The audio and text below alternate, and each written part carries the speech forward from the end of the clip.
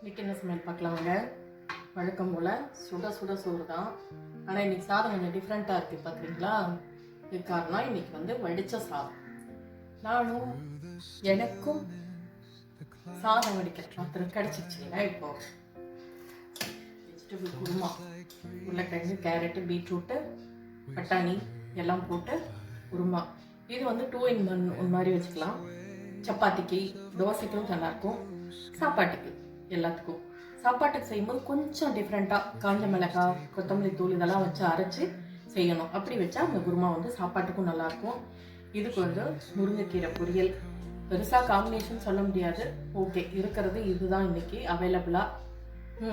Back to home இன்னைக்கு இருக்கிறத வச்சு செஞ்சாச்சு. கூட ரசம் இருக்குது, தயிர் இருக்குது.